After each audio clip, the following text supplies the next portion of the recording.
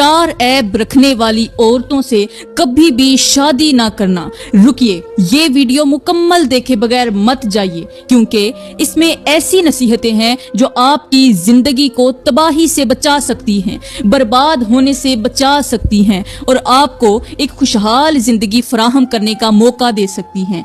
आज के हमारे बयान का उन्वान है कि चार ऐब रखने वाली औरत से कभी भी शादी ना करना, वरना याद रखो तुम तबाह हो जाओगे, तुम बर्बाद हो जाओगे और फिर रोते फिरोगे सवाए पछतावे के तुम्हारे हाथ में कुछ नहीं आएगा।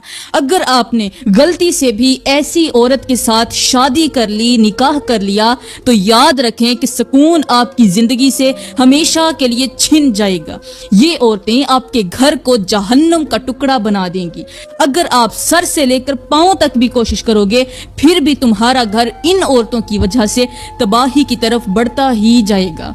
हजरत इमाम जाफर सादिक ने फरमाया था, अगर ऐसी औरत जिसमें ये चार ऐब पाए जाते हों, चार खामियां पाई जाती हों, ये ऐसी खतरनाक औरत है कि जिस रास्ते से ये आ रही हो तो उस रास्ते को भी छोड़ देना। इनसे शादी करना तो रही दूर की बात, इनकी तरफ देखना भी गवारा ना करना, चाहे ये कितनी ही खूबसूरत क्यों ना हो, कितनी ही हसीन क्यों ना हो और दुनिया की तमाम खूबसूरती और इनका हुस्न पर खत्म क्यों ना हो जाए, लेकिन अगर इनके अंदर ये चार ऐब पाए जाते हैं, चार खामियां पाई जाती हैं, तो इनसे हमेशा के लिए दूर रहना। मेरे भाइयों, अगर आप चाहते हैं कि शादी के बाद आपकी जिंदगी सुकून और खुशियों से भरी हो, तो इस बयान को आखिर तक जरूर सुने।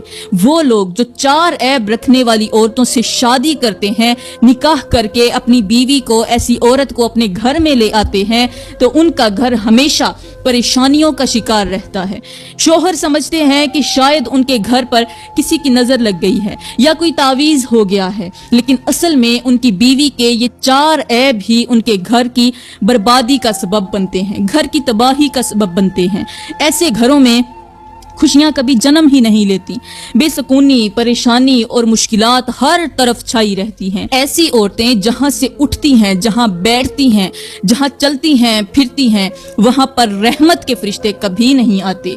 हजरत हकीम लुकमान तो यहाँ तक कहते हैं कि ये औरत जिस रास्ते से गुजर जाए वहां सब्जा ही नहीं उगता, जमीनें बंजर हो जाती हैं, वीरान हो जाती हैं।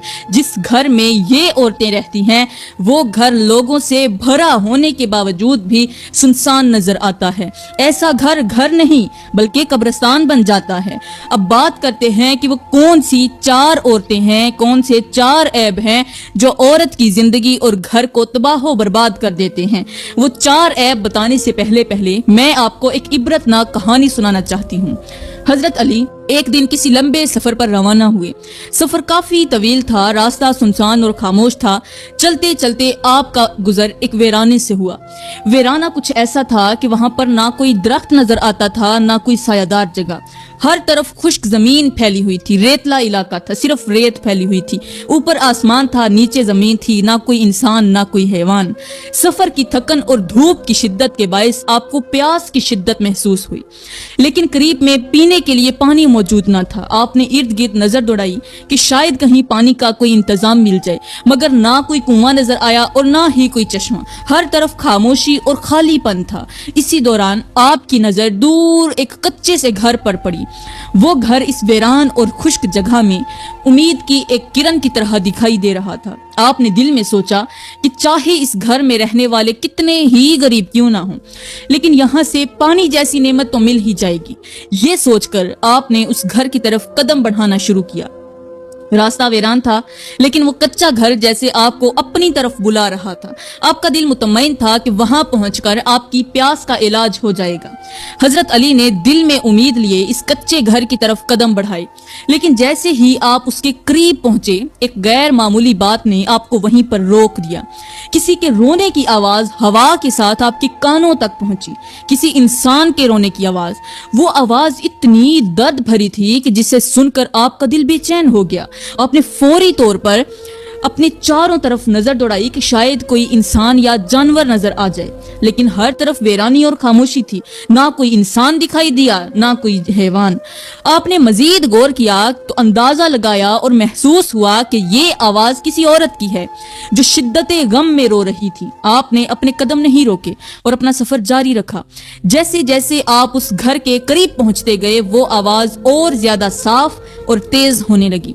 जब आप उस घर के बिल्कुल करीब पहुंचे तो आपको पक्का यकीन हो गया कि ये गमजदा आवाज उसी घर के अंदर से आ रही है।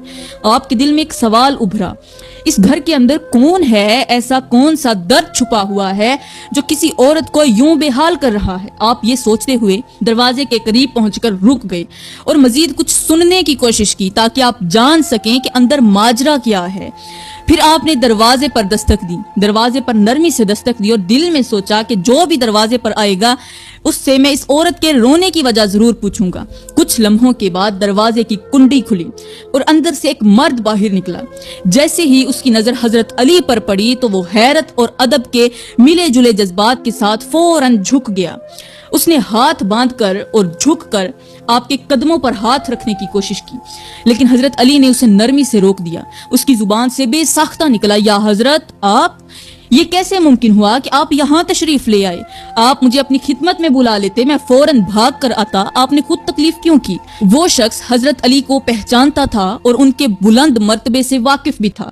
हजरत अली ने नरमी और शफकत से फरमाया, नहीं भाई, मैंने कोई तकलीफ नहीं की। मैं तो यहाँ वीराने से गुजर रहा था, कहीं जा रहा था, सफर में था कि रास्ते में मुझे प्यास लग गई। जब चारों तरफ कुछ ना पाया, ना कोई घर नजर आया और ना कोई चश्मा, ना कोई कुआं, तो मुझे सिर्फ एक तुम्हारा घर नजर आया। मैंने दिल में सोचा कि शायद यहाँ से पानी का इंतजाम हो जाए, इसलिए तुम्हारे घर का रुख किया। लेकिन जब यहाँ पहुंचा तो तुम्हारे घर के अंदर से किसी औरत के रोने की आवाज सुनाई दी। फरमाया, ये बताओ तुम्हारे घर से एक औरत के रोने की आवाज क्यों आ रही है? ऐसा कौन सा गम है, कौन सा दुख है जिसने तुम्हारे घर की दीवारों को भी अश्कबार कर दिया है? ये सुनकर वो शख्स चौंक सा गया, जैसे कोई ऐसा राज फाश हो गया हो जिसे वो छुपाना चाह रहा था। उसकी नजरें झुक गईं और उसके चेहरे पर एक अजीब सी घबराहट छा गई। हजरत अली ने फिर से पूछा कि बताओ ना, ये रोने वाली औरत कौन है और ये जो आवाज आ रही थी, क्या ये तुम्हारे ही घर से आ रही है?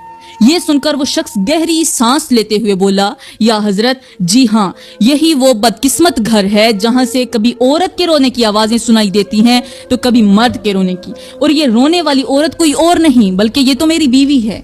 फिर उस शख्स ने सर झुकाकर मजीद कहा, या हजरत, हमारी जिंदगी में एक ऐसा गम है जो हमें बेचैन कर देता है, हमें चैन से जीने नहीं देता। मेरी बीवी दिन रात गम के मारे रोती ही रहती है और कभी मैं भी बेबसी से रो पड़ता हूँ। ये घर गमों का मस्कन बन चुका है।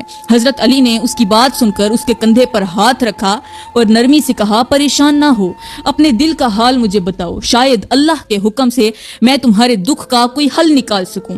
फिर हजरत अली ने नरमी से फरमाया, अगर ये तेरी बीवी है तो फिर जल्दी करो और अपनी बीवी को बुलाकर मेरे पास ले आओ। मैं खुद उससे पूछूंगा कि वो किस दुख में मुब्तला है, वो क्यों रोती है, तुम्हारा घर जहन्नुम का टुकड़ा क्यों बना हुआ है, तुम क्यों बेचैन रहते हो, चैन की नींद क्यों नहीं सो पाते। तो वो शख्स फौरन अंदर गया और अपनी बीवी को आवाज दी, कहा, सुनो, दरवाजे पर मौलाए कायनात हजरत अली खड़े हैं, वो तुम्हें बुला रहे हैं, जल्दी करो, उनके सामने हाजिर हो जाओ। बीवी ने जैसे ही ये सुना तो वो फौरन उठकर खड़ी हुई। उसकी आंखों में आंसू थे और दिल तेज तेज धड़क रहा था। उसने जल्दी से अपने आंसू पूंछे और दरवाजे की तरफ चल दी। हजरत अली ने उसके चेहरे पर गम के आसार देखे और फिर नरमी से फरमाया, ए औरत, बताओ तुम क्यों रोती हो? औरत ने लरजती हुई आवाज में शोहर की तरफ इशारा करते हुए कहा, या हजरत, ये मेरा शोहर है, लेकिन ये मेरे लिए रहमत के बजाय जहमत बन चुका है।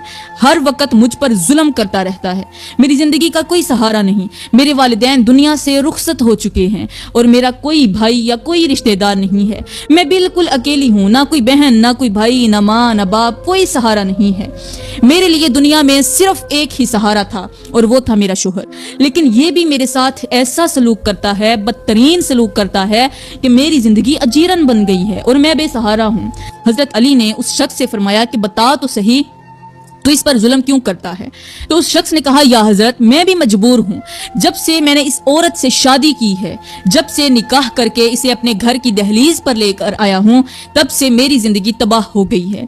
शादी से पहले मैं एक खुशहाल इंसान था, मालदार था, देने वालों में से था, लेने वालों में से नहीं था। मेरे पास दौलत, जमीनें और सुकून सब कुछ था।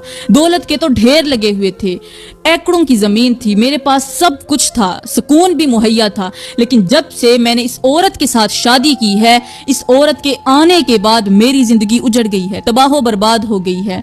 मेरी सारी दौलत खत्म हो गई है, मेरा माल बर्बाद हो गया, मेरी जमीनें, मेरी जायदाद हाथ से निकल गई।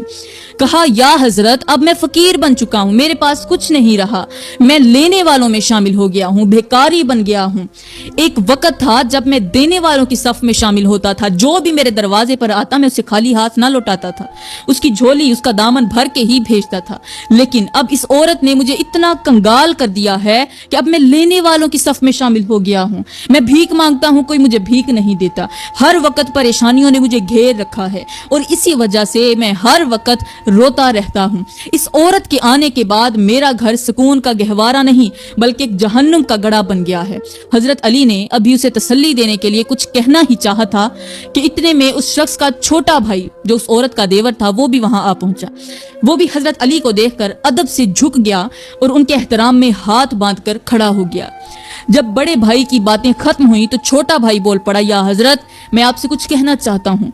मैं अभी तक गैर शादीशुदा हूँ, मेरी उम्र काफी हो चुकी है, लेकिन मैं शादी करने से बहुत डरता हूँ। मैंने अपने भाई की हालत देखी है और इनकी जिंदगी के मसाइल देखकर मुझे खौफ होता है कि कहीं मेरी शादी भी मेरी जिंदगी को बर्बाद ना कर दे, मेरा घर उजाड़ कर ना रख दे। मैं तो ऐसी औरत से शादी करना चाहता हूँ जो मेरे घर को सुकून दे, मेरी जिंदगी खुशहाल हो जाए, मेरी गुर्बत खत्म हो जाए। हजरत अली ने शफकत भरी नजरों से उस औरत के शोहर की तरफ देखा और फरमाया, ऐ बंदा खुदा, मैं तुझे औरतों के उन 4 ऐबों के बारे में बताना चाहता हूँ जो किसी भी घर को उजाड़ कर रख देते हैं, खुशहाल घर को बर्बाद कर देते हैं, तबाह कर देते हैं, परेशानियों के जंगल में ऐसा धकेल देते हैं कि फिर बाहर निकलने का कोई रास्ता ही नहीं मिलता। याद रखो, अगर तुम्हारी बीवी के अंदर से ये 4 ऐब खत्म हो जाएं तो तुम्हारा घर जन्नत का टुकड़ा बन जाएगा। फिर हजरत अली ने उसके देवर की तरफ रुख किया और फरमाया, ऐ बंदा खुदा, अगर तुम शादी करने का इरादा रखते हो तो मेरी ये नसीहत याद रखना, ऐसी औरत से कभी शादी ना करना जिसमें ये 4 ऐब मौजूद हों, वरना तुम्हारी जिंदगी भी तुम्हारे भाई की तरह गमों से भर जाएगी और तुम्हारा घर भी जहन्नुम का गढ़ा बन जाएगा। तुम हर वक्त परेशान रहोगे और सुकून तुमसे कोसों दूर हो जाएगा। आपने फरमाया, ये 4 ऐब रखने वाली औरत जिस घर में चली जाए उस घर को जहन्नुम का गढ़ा बना देती है। उन दोनों भाइयों ने एक ही आवाज में पूछा, या हजरत जल्दी बताएं वो कौन से 4 ऐब हैं जो घर को तबाह कर देते हैं। अब आकर हजरत अली ने 4 ऐब बयान फरमाया। औरत का पहला ऐब, हजरत अली रज़ियल्लाहु ताला अन्हु ने फरमाया, औरत का पहला ऐब जुबान की सख्ती है। ये ऐब ऐसा है जो शोहर के दिल को जख्मी कर देता है और घर के सुकून को गारत कर देता है। औरत की सख्त जुबान और तलख अल्फाज शोहर के दिल में दूरी पैदा कर देते हैं और मोहब्बत को नफरत में बदल देते हैं। याद रखो, जुबान का जख्म कभी कभार जिस्म के जख्म से ज्यादा तकलीफ देह होता है, क्योंकि जिस्म का जख्म तो वक्त के साथ भर जाता है लेकिन दिल का जख्म बरसों तक रहता है। हजरत अली ने फरमाया, पहला जो ऐब है वो तो है जुबान की सख्ती। औरत का दूसरा बड़ा ऐब नाशुक्री है। ये ऐब ऐसा है जो ना सिर्फ शोहर के दिल को तोड़ देता है बल्कि अल्लाह की नाराजगी का भी सबब बनता है। जब औरत शोहर की मेहनत, शोहर की कुर्बानी और मोहब्बत की कदर ना करे और हर हाल में शिकायत ही करती रहे तो ये घर की बरकत को खत्म कर देता है। नाशुक्री इंसान के दिल से सुकून छीन लेती है और रिश्तों में दरार डाल देती है। नाशुक्री इंसान को गरीब कर देती है, कंगाल कर देती है और नाशुक्रा इंसान मेरे अल्लाह को हरगिज पसंद नहीं आता। मेरा अल्लाह नाशुक्री करने वाले इंसान से सख्त नफरत करता है और जिस इंसान से अल्लाह नफरत करने लगे उस घर में कभी भी, उस इंसान की जिंदगी में कभी भी रहमत के फरिश्ते नहीं आते। और जिस घर में, जिस इंसान के पास रहमत के फरिश्ते ना आए वहां पर रिजक बांटने वाले फरिश्ते भी नहीं आते। और जब रिजक नहीं आएगा तो इंसान जल्द अज जल्द गरीब हो जाएगा और गरीब होकर गुर्बत की दलदल में इस तरह का फंसेगा कि उसे बाहर निकलने का कोई रास्ता ही नहीं मिलेगा।